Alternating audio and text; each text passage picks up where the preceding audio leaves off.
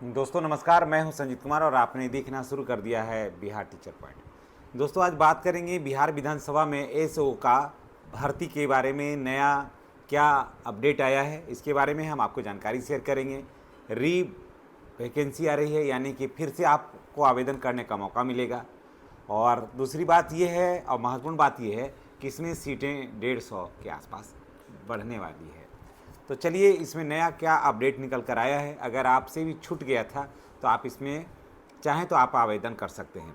और जिन लोगों ने आवेदन किया है वो तो किए ही हैं, लेकिन सबसे ज़्यादा खुशखबरी उनके लिए है जिन जिन लोगों ने आवेदन करना चाहा या किसी कारण से जानकारी के अभाव में वो लोग नहीं कर पाए।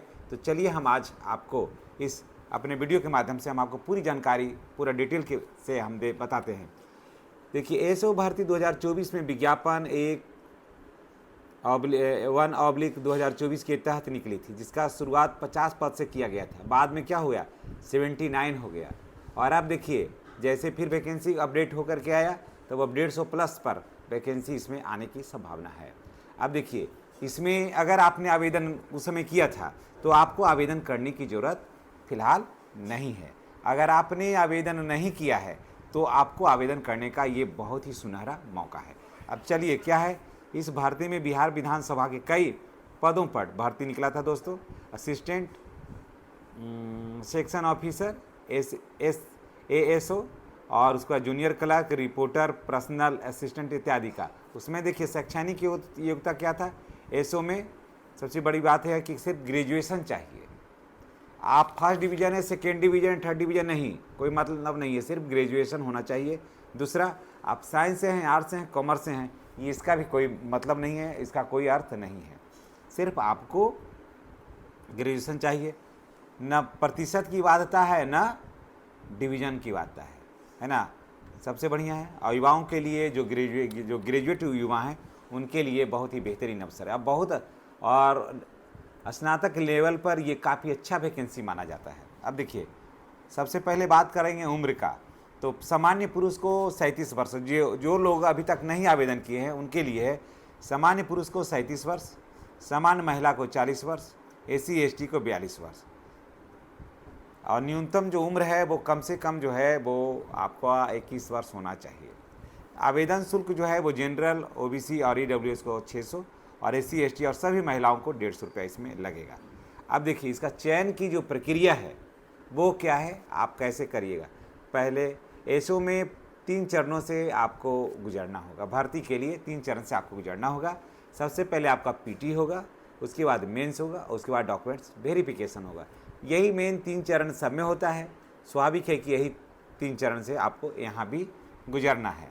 देखिए पीटी का पैटर्न क्या होगा ये भी मैं आपको बता देता हूँ कि कुल प्रश्न होंगे 100, समय मिलेगा 100 प्रश्न को हल करने के लिए आपको 2 घंटे का समय आपको मिलेगा।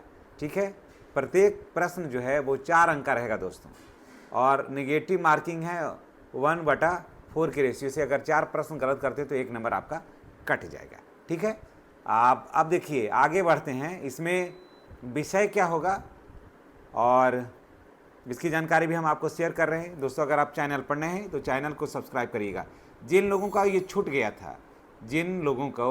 गया था वैकेंसी, उन लोगों को ये वैकेंसी फिर से दोबारा जरूर भरना चाहिए। देखिए विषय है क्या, जनरल स्टडी का सब कुछ आम तैयारी है। ये जो अन्य परीक्षाओं के लिए आप कर रहे हैं तो इसमें भी आप आवेदन करिए। जनरल स्टडी में आपको पढ़ना है या जीके पढ़ना है, उसके बाद हिस्ट्री पढ़ना है, पॉलिटिकल साइंस पढ़ना है, उसके बाद आपको ज्योग्राफी पढ़ना है, बिहार स्पेशल पढ़ना है, मैथ पढ़ना है, साइंस पढ़ना और रीजनिंग पढ़ना है। इन विषयों को 2, 2, 4, 2, 6, 2, 8 ये 8 विषय हैं, इनको आप पढ़ लीजिए, है ना। डिस्क्रिप्शन में किताब दे दिए हैं, टैग प्रोडक्ट में किताब दिया हुआ है, वहाँ जाकर के किताब ले लीजिए। सफलता आपको 100% तय है। देखिए अब बात कर लेते हैं सैलरी का कि आखिर इसमें सैलरी कितना मिलेगा। एसओ एक 7 लेवल की नौकरी होती है।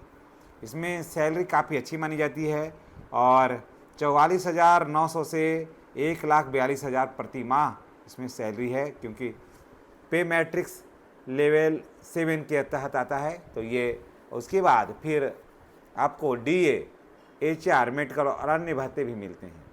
यानी कि शुरुआत की अगर हम बात कर लें तो आपको 80 से 85 हज़ार रुपया जो है आपको शुरुआत से ही वेतन है इसमें। सबसे अच्छी बात तो है कि यह ग्रेजुएशन लेवल की नौकरी माना जाता है और सबसे सुपर नौकरी माना जाता है। क्या सच में फॉर्म फिर से खुलेगा? तो जी हाँ दोस्तों, रीओपन हो गया है और आप इसमें आवेदन करिए। और सीटें बढ़ गई है, आरक्षण के नियम भी बदले हैं, महिलाओं को इसमें 35% रिजर्वेशन है। विभाग से नई रिक्ति आने पर और भी ज़्यादा सीट बढ़ सकता है, लेकिन 150 पर है। अब बात ये कर है कि क्या यह भर्ती जो है वो बीपीएससी लेगा या बीएसएससी करवाती है। इसे सीधे बिहार विधानसभा ही आयोजित करता है दोस्तों, इसकी जो है परीक्षाएं बिहार विधानसभा करता है। तो तैयारी आपको कैसे करना है? अगर आप एसओ की तैयारी करना चाहते हो, इन विषयों को आपको पढ़ना होगा। बिहार स्पेशल, इंडियन पॉलिटी, उसके बाद current affairs, reasoning, basic math और जनरल स्टडी, यही मेन विषय आपको पढ़ना है। और अगर आप इसका तुलनात्मक अध्ययन करिएगा अन्य परीक्षाओं से, तो बीएसएससी सीजीएल का जैसा ही इसका पैटर्न है सब कुछ। अब अगर मोटा मोटी अब इसके निष्कर्ष पर हम अगर पहुँचें तो देखिए, भर्ती जो है बिहार विधानसभा के माध्यम से होगा। योग्यता इसमें ग्रेजुएशन है। उम्र जो है 21 से लेकर के 37 वर्ष है। और आरक्षण के हिसाब से, कोटि के हिसाब से आपको उम्र सीमा में आगे पीछे भी होगा। जैसे अगर आप ओबीसी हैं तो आपको 40 वर्ष, कोई भी महिला हो तो 40 वर्ष, एससी एसटी हैं तो 42 वर्ष। सैलरी जो है वो इसमें आपको लगभग मोटा मोटी मान के चलिए कि आपको 80,000 के आसपास सैलरी, शुरुआती सैलरी इसमें रहेगा। चयन जो है वो पीटी एग्ज़ाम होगा, उसके बाद फिर आपको मेंस होगा। कुल सीट जो है अभी 79 का पर आपने आवेदन किया होगा, लेकिन अब 150 प्लस के आसपास इसमें सीटें आ रही है। तो ये था मेन नोटिफिकेशन, है ना, एसओ का, जो बिहार विधानसभा के तहत वैकेंसी आ रही है।